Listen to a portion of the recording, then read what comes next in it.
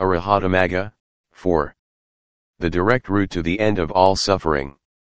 A compilation of Venerable Akarya Mahaboa's Dhamma talks about the development of his meditation practice. As a whole, the wellspring of thought and imagination is called Sankhara Kandha. Each thought, each inkling of an idea ripples briefly through the mind and then ceases. In and of themselves, these mental ripples have no specific meaning. They merely flash briefly into awareness and then cease without a trace. Only when Sanakandha takes them up do they become thoughts and ideas with a specific meaning and content. Sanakandha is the mental aggregate of memory, recognition, and interpretation. Sana takes fragments of thought and interprets and expands them, making assumptions about their significance, and thus turning them into issues. Sankhara then perpetuates these issues in the form of incessant, discursive thinking. Sana, however, is the principal instigator. As soon as Sankhara flashes up briefly, Sana immediately grasps it and defines its existence as this or that agitating everything. These two are the mental faculties that cause all the trouble. Together they spin tales of fortune and of woe and then interpret them to be the reality of oneself. Relying on memory to identify everything that arises in awareness, Sana defines them and gives them meaning. Sankharas arise and cease with distinct beginnings and endings, like flashes of lightning or fireflies blinking on and off. When observed closely, Sanakandha is far more subtle than Sankhara Kandha. Bursting into awareness, Sankharas are the basic building blocks of thought. Sana, on the other hand, is not experienced as flashes of thought.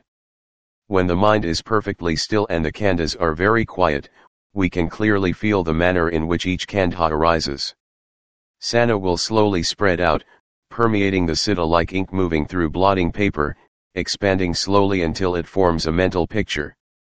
Following Sana's lead, the Sankharas, that are constantly arising, begin to form a picture and create a story around it that will then take on a life of its own.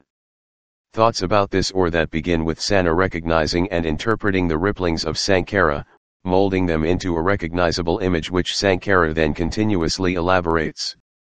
Both of these mental factors are natural phenomena. They arise spontaneously, and are distinct from the awareness that knows them. Now, when the citta has investigated the khandhas repeatedly, ceaselessly, and relentlessly, it will develop an expertise. Contemplating by means of wisdom, we are able to first relinquish the physical khandha. At the beginning stage of the investigation, wisdom will see through the physical body before it sees through and can let go of the other khandhas.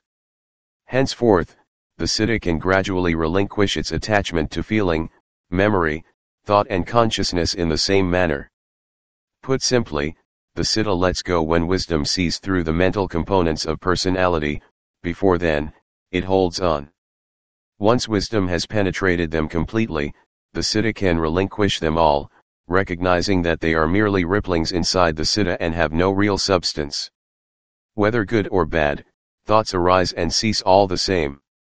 No matter how they appear in the mind, they are just configurations created by Sana and Sankhara and will simply vanish. There are no exceptions.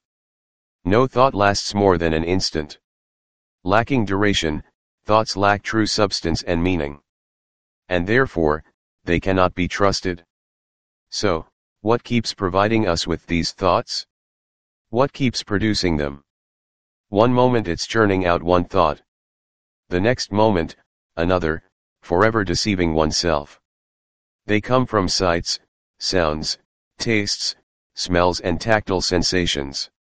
They come from feeling, memory, thought and consciousness. We take our assumptions about our perceptions for granted, perpetuating the fraud until it becomes a fire burning our hearts.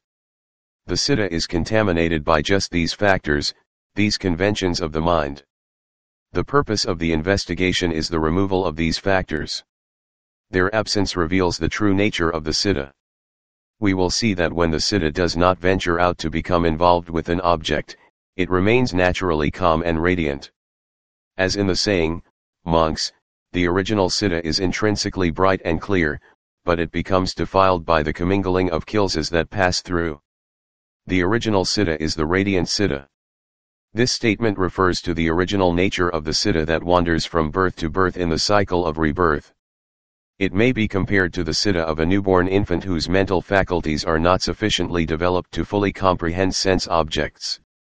It does not refer to the original nature of the Siddha that has transcended the cycle of rebirth and is absolutely pure. As we investigate the Siddha thoroughly, stage by stage, the defiling elements that previously roamed about will converge into a single radiant point, merging with the natural radiance inside the Siddha. This radiance is so majestic and mesmerizing that even exceptional mental faculties like supreme mindfulness and supreme wisdom will invariably fall under its spell at first. It's a completely novel experience, never before encountered. It amazes and appears so extraordinary, so majestic and awe-inspiring, that it seems nothing could possibly compare with it at that moment. And why shouldn't it be? It has been an absolute monarch, ruling over the three worlds of existence for countless eons. This point of radiance has held the Siddha under its power and command since time immemorial. And it will continue to mesmerize as long as the Siddha lacks the superior mindfulness and wisdom necessary to free itself from the power it exerts, forcing the Siddha to experience birth on countless levels of existence resulting from actions dictated by this subtle kilesa. Ultimately, it is this refined, natural radiance of mind that causes living beings to wander ceaselessly through samsara, experiencing birth and death. Once the Siddha clearly understands Ripa, Vedana, Sana, Sankhara, and Vinaya with absolute certainty, all that remains are subtle variations of the ripplings that occur exclusively within the Siddha. These are a subtle form of Sankhara causing movement within the Siddha, a subtle form of Sukha, a subtle form of Dukkha, a subtle radiant splendor within the Siddha. That's all they are. Supreme mindfulness and supreme wisdom will take these internal stirrings as the focus of the investigation, constantly observing and analyzing them. The radiance, produced by the convergence of the various kilesas, will be a clearly perceived point of brightness. A very refined radiance that is centered at a specific point within the Siddha. A refined and corresponding dullness will occasionally arise to tarnish that radiant center, which causes an equally subtle form of dukkha to emerge as well. In truth, brightness and dullness are two sides of the same coin, both are conventional realities. At this level, radiance, dullness, and dukkha are companions, appearing together. For this reason, when the Siddha experiences this wonderful radiance, it is always slightly wary that the experience may be marred by variations at any moment. Mindfulness and wisdom work to protect and maintain the radiance against tarnish. Regardless of its subtlety, the blemish is still a symptom of the kilesas, so meditators must not be complacent. These subtle changes in the Siddha's radiance must be examined by wisdom with utmost persistence. In order to eliminate this burden of anxiety and reach a definitive resolution to this matter, ask yourself, what exactly is this radiance? Focus your attention on it until you know. Why is it so changeable? One moment it's luminous, the next it's slightly tarnished. One moment there's sukha, the next there's dukkha. One moment there's total satisfaction, the next moment dissatisfaction creeps in. Notice the subtle sukha that behaves with just the slightest irregularity. Then, with the slightest appearance of dukkha, in line with the refined nature of the Siddha at this level, it is sufficient to make us suspicious. Why does this subtle and refined state of the Siddha display such a variety of conditions? It is not always constant and true. Relentlessly pursue this line of inquiry. Be fearless. Don't be afraid that the destruction of that luminosity will be the destruction of your own true essence. Just focus on that central point to see clearly that the radiance has the same characteristics of anicca, dukkha, and anatta as all the other phenomena that you have already examined. The only difference is that the radiance is far more subtle and refined. At this stage of the investigation, nothing should be taken for granted, nothing in the realm of conventional reality should be trusted. Bring your focus deep into the Siddha and let wisdom take up the challenge. All things that are counterfeit originate in the Siddha. This radiance is the most conspicuous among them. It is the ultimate counterfeit. Since you cherish and safeguard it more than anything else, you will hardly want to interfere with it. Within the entire physical body, nothing stands out so prominently as this brilliance. It provokes such a mesmerizing sense of inner amazement and, consequently, such a protective feeling of attachment that you want nothing to disturb it. There it is. Look at it, it is none other than the supreme ruler of the universe, Avidya. But you don't recognize it. Never having seen it before, you will naturally be deceived by the radiance you encounter at this stage. Later, when mindfulness and wisdom are fully prepared, you will know the truth without any need of prompting. This is Avidya. The true Avidya is right here. It is nothing but a mesmerizing point of brilliance. Don't imagine Avidya to be a demon or a beast, for in truth, it is really the most alluring and endearing paragon of beauty in the whole world. True Avidya is very different from what you expect it to be. Therefore, when you encounter Avidya you fail to recognize it, and your practice gets caught there. If you have no teacher to advise you and point out a way to investigate, then you will be at an impasse for a long time before you realize its true nature and can go beyond it. When you do have a teacher to advise you on how to proceed, then you can quickly understand the basic principle and strike decisively at that center of radiance without putting any trust in it. You must conduct your investigation here as you have done with other natural phenomena. Having relinquished all attachment to the five khandhas, the Siddha is exceedingly refined at this stage. Although it has let go of everything else, it has yet to let go of itself. Its own intrinsic knowing nature remains permeated by Avidya's fundamental ignorance about its own true essence, and therefore, remains attached to itself. It is here that Avidya converges into a single point of focus. All of its external outlets having been cut off, it converges into the Siddha without a way to flow out. Avidya's outlets are the eyes, ears, nose, tongue, and body, leading to sights, sounds, smells, tastes and tactile sensations. Once mindfulness and wisdom are skilled enough to cut off these outflows for good, Avidya is left without an outlet for its expression. Its external agents have been neutralized, all that remains is a subtle incessant vibration resonating within the Siddha. Being deprived of an outlet for its activities, it depends solely on the Siddha as its base of activity. As long as wisdom is unable to thoroughly transcend it, Avidya will appear as subtle feelings of sukha, subtle feelings of dukkha, and a radiance that truly overwhelms and amazes.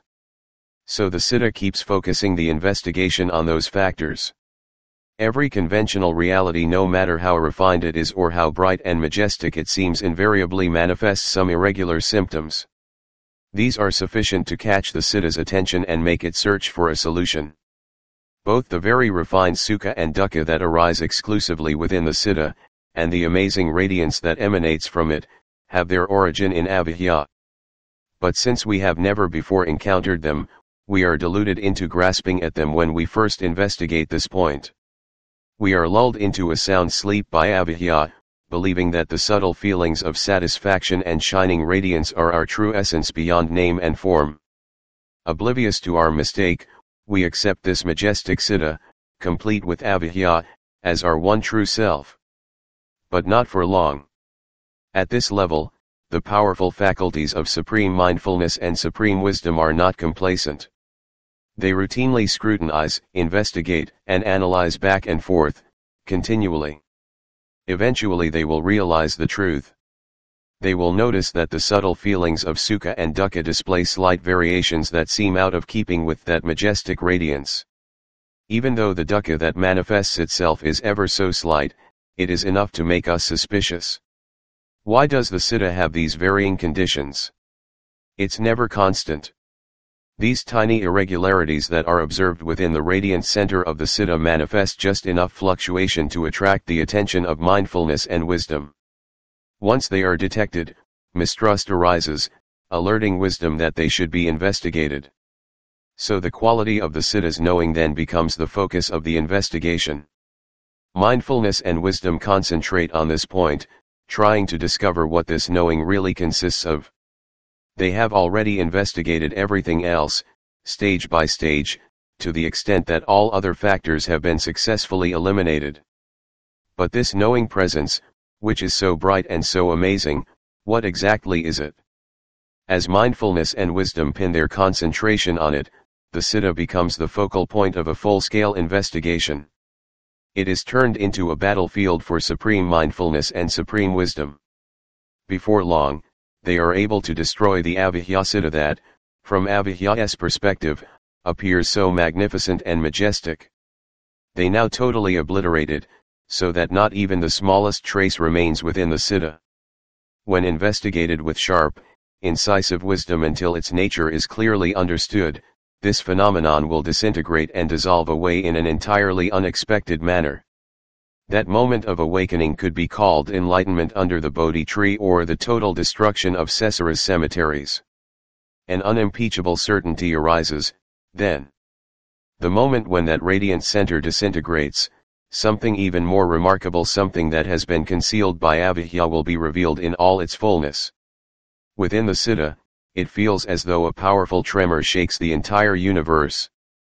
This crucial moment, when the Siddha breaks away from all forms of conventional reality, is one of indescribable wonder and magnificence.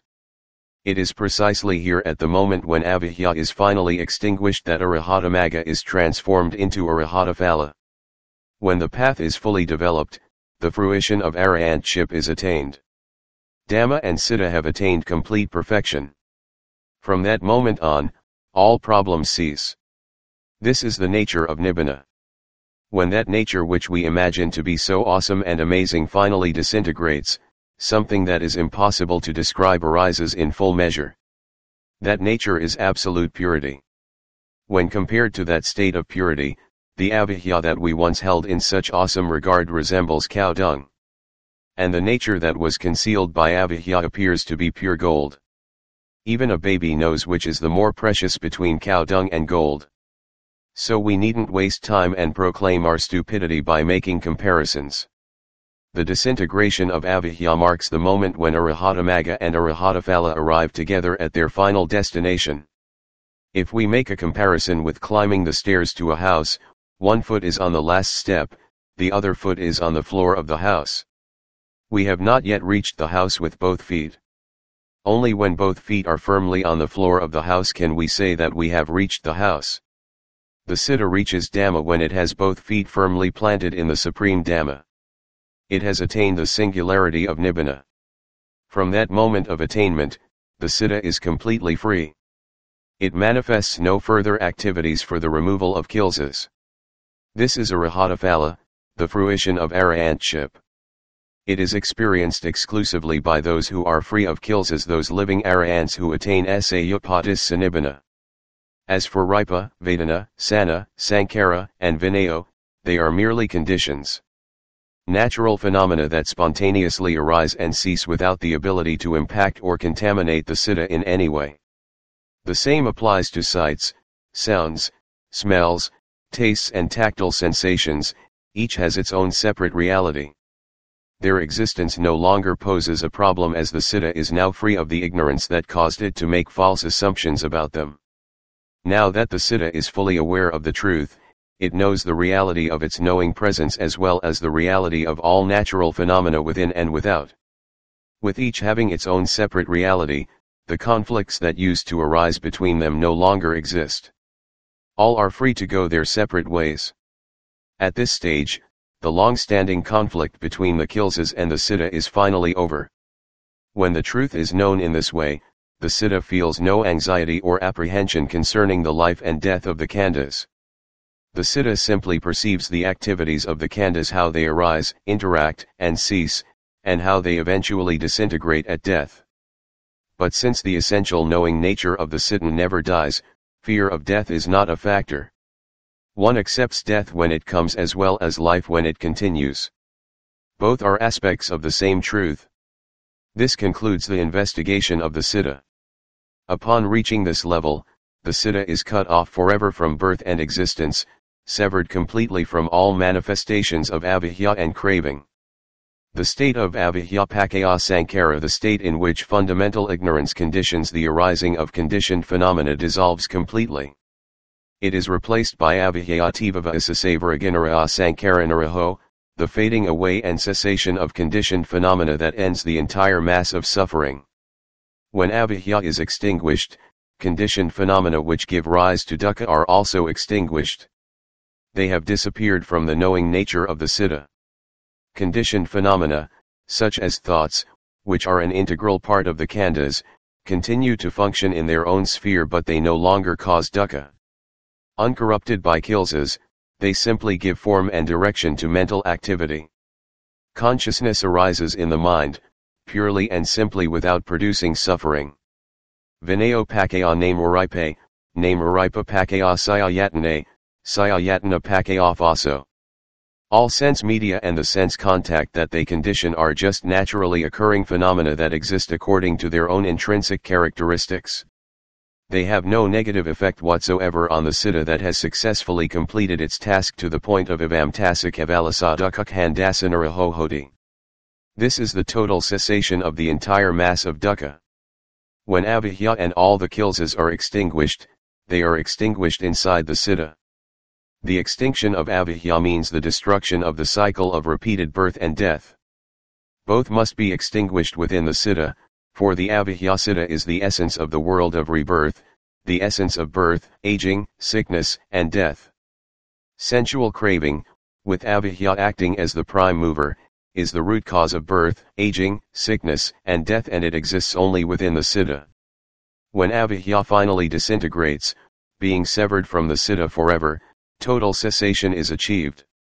The citta is then free, vast, and supremely empty, without limits, without bounds, totally expansive.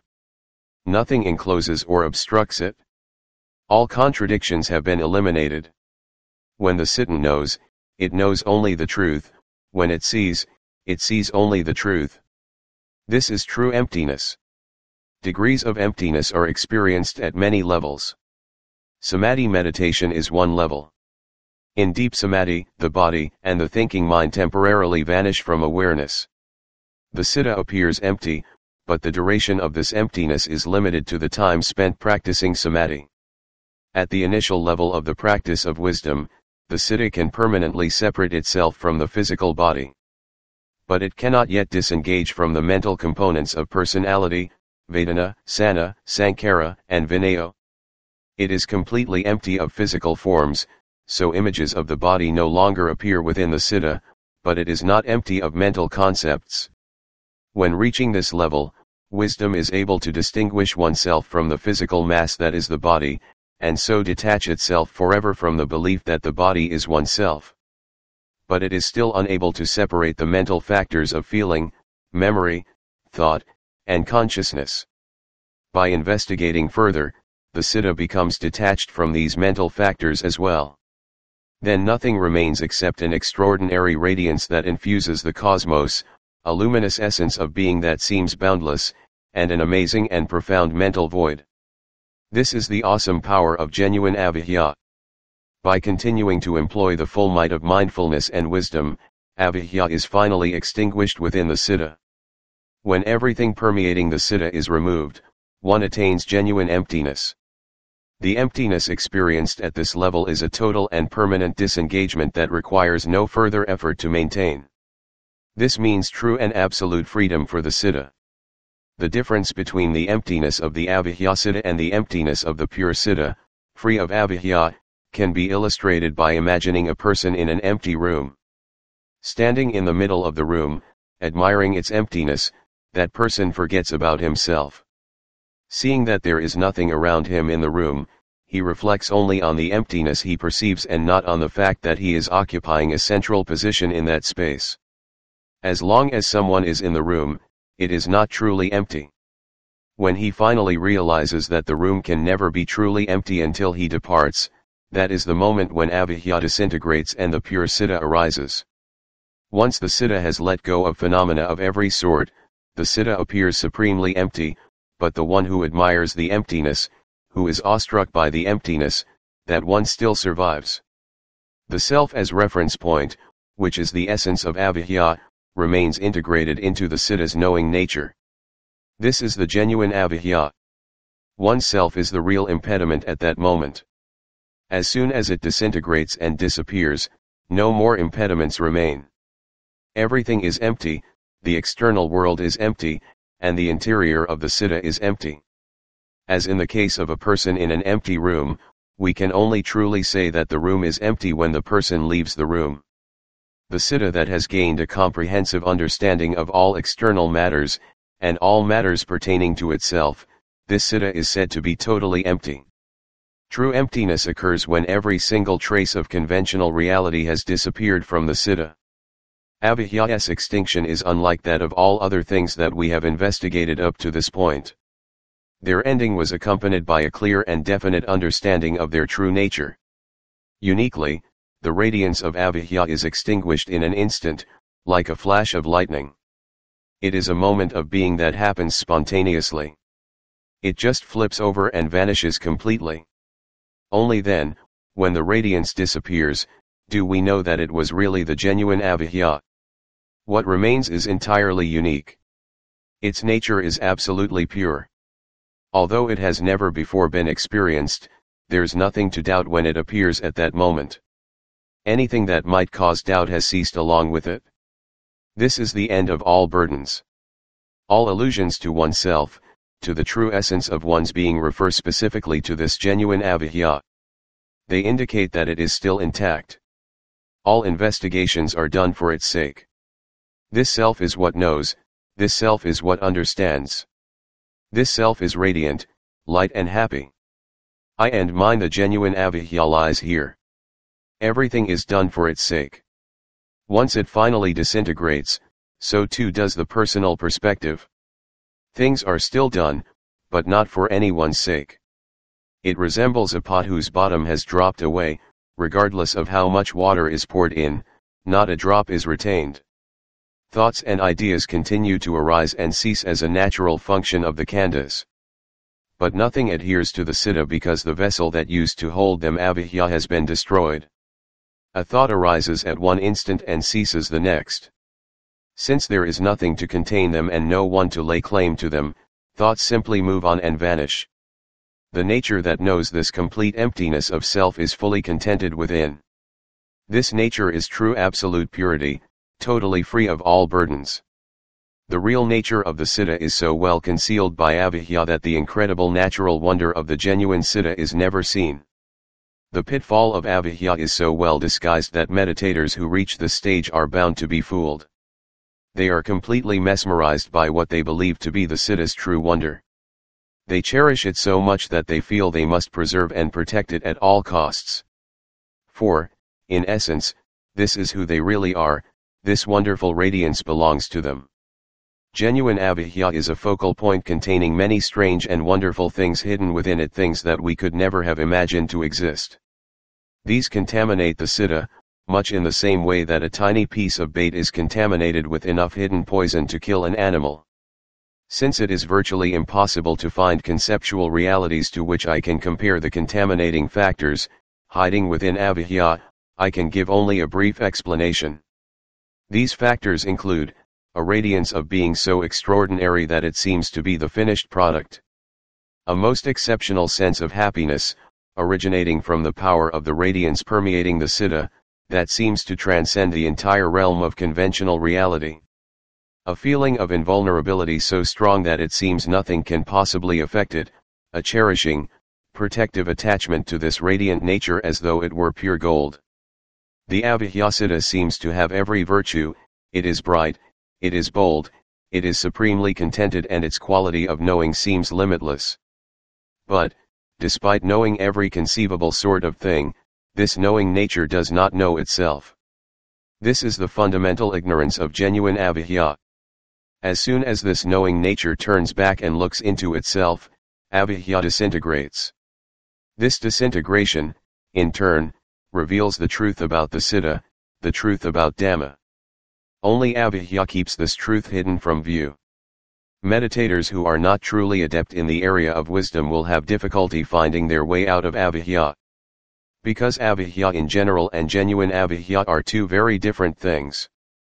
The nature of avijja in general combines all the different aspects of delusion, both external and internal, into a single mental defilement. It's comparable to a tree, which is a combination of leaves, twigs, branches, and a trunk. Genuine avijja, on the other hand, is like a tree that is felled and stripped of all its branches. That is to say, through persistent effort, wisdom cuts away at avijja's outgrowing activities one at a time so that it gradually loses its exuberant tendencies and converges into a single spot, the siddha. At this point, avijja no longer has the group of henchmen that it commanded when it was fully in charge. At this spot we find the genuine avijja. The offshoots of avijja are many and varied. All other mental defilements are merely its twigs and branches. By concentrating on the offshoots, we tend to overlook the root cause. Because of this, when we actually reach the real avijja, we are confused and don't recognize it. It's like a vine that sprouts up in one place and then creeps along the ground to who knows where. It just goes creeping on and climbing up, with more and more offshoots that grow longer and more entangled. We must grab hold of the vine and keep following it back to its source until we reach the main stem. That's where we will find the roots. When we pull out the roots, the whole plant dies.